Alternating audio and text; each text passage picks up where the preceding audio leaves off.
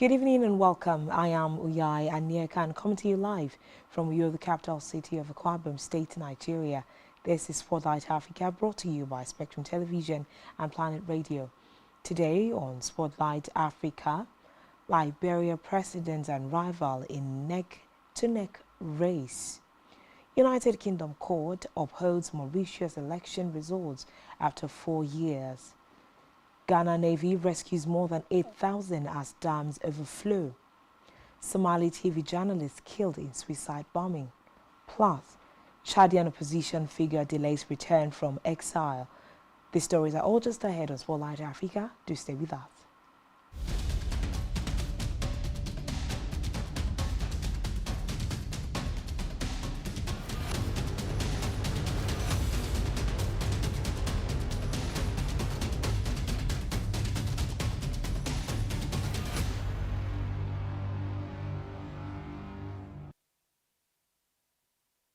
In Spotlight Africa today, we see the fact that the president of Liberia, George Weah, and opposition candidate Joseph Boakai, who are neck and neck in the presidential election results, with almost 3/4 of the vote results being brought in. The country's National Elections Commission announced that Weah has a narrow lead of 43.8% against Boakai's 43.5%, with about 73% of the votes. The commission had announced results from 4,295 of the country's 5,890 polling places. The announcements came as the West African Regional Bloc ECOWAS warned against declaration of premature victories. It also called for all parties to uphold peace as they awaited the results, adding that they would be held accountable for any actions that could lead to violence and instability.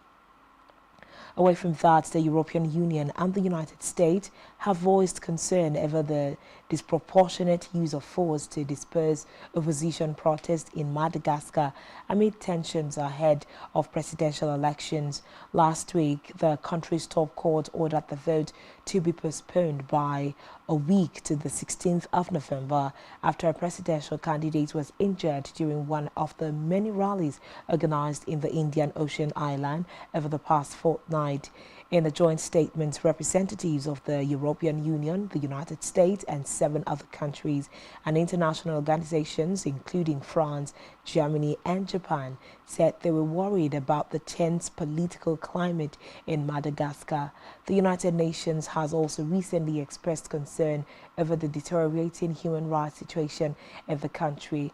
Meanwhile, 11 out of 13 opposition candidates have been protesting against what they call an institutional coup to keep President Andry Rajoelina in power. In another development, the British court sitting as the final court of appeal for Mauritius has upheld the results of the 2019 election in which Pravind Jugnauth was declared Prime Minister. The Judicial Committee of the Privy Council, JCPC, which acts as a final court of appeal for 27 countries and territories that were once part of the British Empire, rejected an appeal by an opposition candidate who alleged the election results were improperly obtained. The Supreme Court of Mauritius upheld the election results in 2021. Reports say the appeal was brought by Surendra Dayal, who unsuccessfully ran for a parliamentary seat in the same constituency where Mr. Jugnauth was elected. Mauritius, a prosperous archipelago in the Indian Ocean, won its independence from Britain in 1968. In a separate development, Egypt and France foreign ministers urged the delivery of humanitarian aid and the exit of foreign nationals from the bombarded Gaza Strip on the 10th day of war between Israel and Hamas. Egypt controls the Rafah border crossing, the only passage in and out of the Gaza Strip not controlled by Israel. The United States official had told newsmen that Egypt and Israel had reached an agreement for American citizens to leave through Rafah. But Cairo's top diplomat Sam Sakru told reporters that Egypt would put up a request to Israel authorities for humanitarian aid to pass through. In the meantime, South Sudan's President Salva Kiir says he will host representatives of Sudanese political leaders in the capital, Juba, in a bid to end the brutal 6-month conflict. A statement from Kiir's press unit says the meeting will take place next week, but it does not mention who will attend. Meanwhile, Kiir has appealed to the military and political leaders in Sudan to end the ongoing conflict through peaceful dialogue.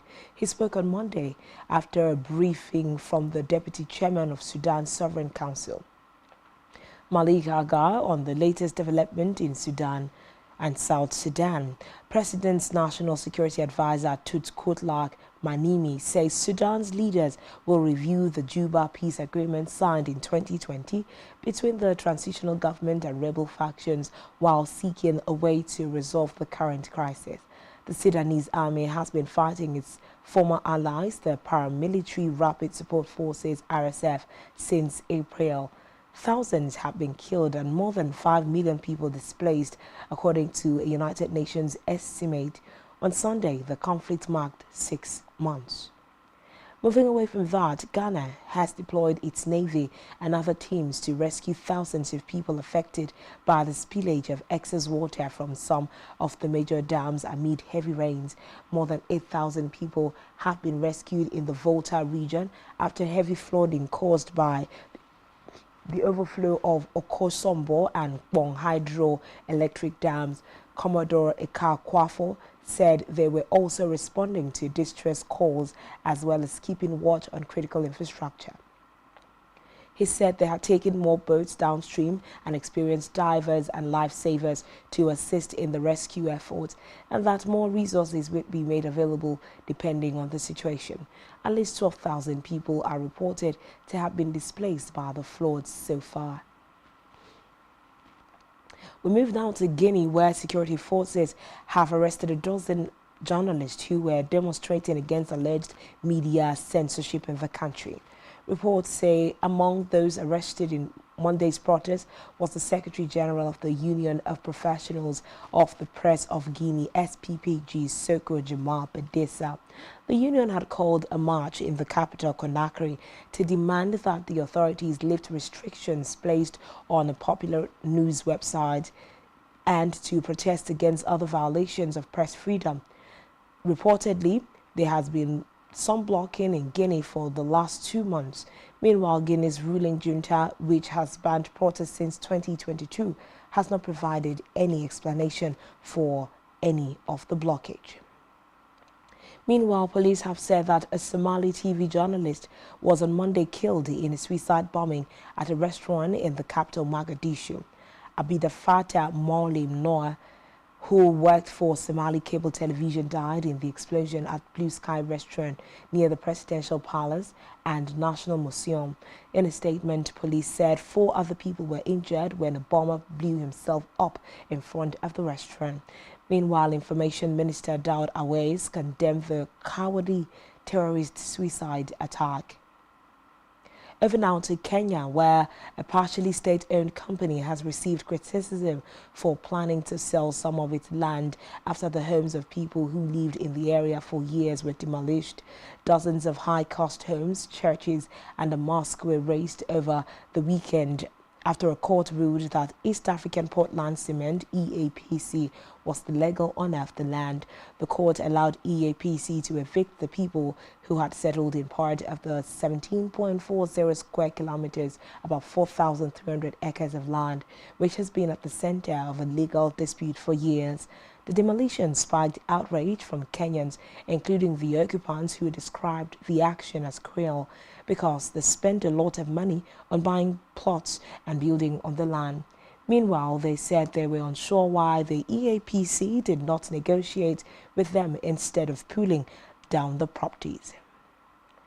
Away from that, South Africa's Foreign Affairs Minister has spoken to Hamas's leader in order to discuss getting humanitarian aid to Palestine. Reports say after militant group Hamas launched a deadly attack on Israel last weekend, the Israeli army has laid siege to Gaza, the densely populated Palestinian area where Hamas is based. Foreign Minister Naledi Pandor today confirmed she had a call with Hamas chief Ismail Haniyeh on behalf of the South African government. Hamas, rather than South Africa, had initiated the talks. In the meantime, police in South Africa have launched a manhunt for an escaped suspect accused of pretending to be a doctor. Reports say Kingsley Leto Shile is a Facebook con artist who targeted women by misrepresenting himself as a doctor or a pharmacist and scamming them of their hard-earned money. According to the police, he also goes by the names Dr. Kingsley Shile or Dr. KJ Nkubi. Shile is accused of having told health professionals on Facebook that he was seeking investors before he swindled them out of thousands of rands for projects that did not exist. He was arrested on the 2nd of October after cases of fraud were reported in June. Meanwhile, a court in the capital Pretoria denied him bail and he was remanded pending his appearance, which has been scheduled for today. Uganda and DR Congo agree on visa-free travel. Stay tuned for details of this and more after this time out.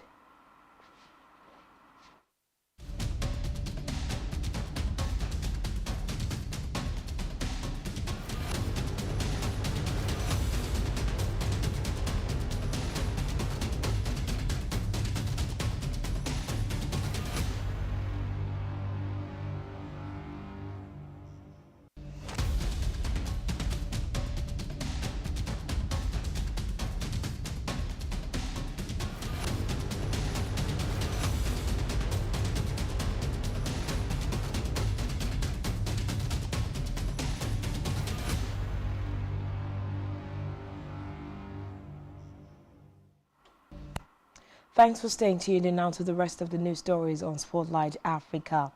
A freedom fighter, a hero, a pioneering woman. These are some of the tributes coming in for Ethiopian musician Halu Dawi, whose body was laid to rest on Monday in Adama town. She was especially popular among Ethiopia's largest ethnic, the Oromo, who have long complained about cultural marginalization at the hands of the state. Therefore, music was used as a tool for empowerment by musicians. Meanwhile, artist Sahila Sami called Halu her model. Away from that, memorials have been held in the Ethiopian region of Tigray as part of a mourning period for those killed in the recent civil war. A two-year conflict which began in November of 2020 is thought to have claimed hundreds of thousands of lives. The war was sparked by a power struggle between the government of Ethiopia and forces in its northern Tigray region. As part of a three-day mourning period, people gathered in churches and mosques to honor loved ones who lost their lives. Kidu Kiros, who had to flee her home and now lives in a camp for displaced persons, told newsmen that she had lost her two sons in the war. Elsewhere, authorities in Eritrea said they would not be drawn into conversations about Ethiopia's access to the Red Sea following controversial comments from Addis Ababa. While addressing lawmakers, Ethiopia's Prime Minister Abiy Ahmed said access to the Red Sea is a matter of existence for his country.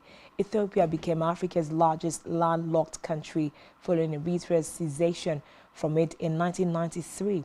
It has since depended on its tiny neighbor Djibouti for over 85% of its imports and exports. Ethiopia previously announced a plan to rebuild its navy a few years ago. Abiy listed ports in Eritrea, Djibouti, and Somaliland as facilities that could be obtained peacefully. Meanwhile, 47 bodies have been recovered from the Congo River as search and rescue efforts continue following the weekend boat disaster. Mark Ekila, the Democratic Republic of Congo's transport minister, said the boat accident was caused by overloading and sailing at night, which are prohibited by regulations. He was speaking for the first time in a televised press conference on Monday night, 2 days after the deadly incident in which a boat capsized. Meanwhile, it had just departed from the western city of Madaka, moving further west deep into the DR rainforest region when the incident happened. Ekila said an investigation was underway and those responsible for the capsizing would be held to account.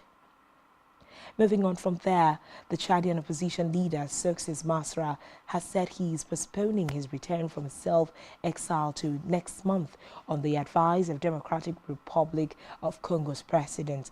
Masra, the head of the Transformers Party, fled Chad a year ago following a deadly crackdown on protesters opposed to election delays by the ruling military junta. He vowed last month to return home by 20th of October, the anniversary of the protest. But in a statement, he said Congolese President Felix Tshisekedi, the current chairperson of the Economic Community of Central African States, ECAS bloc, advised him to delay his return until early November. He did not say on what date he now plans to return.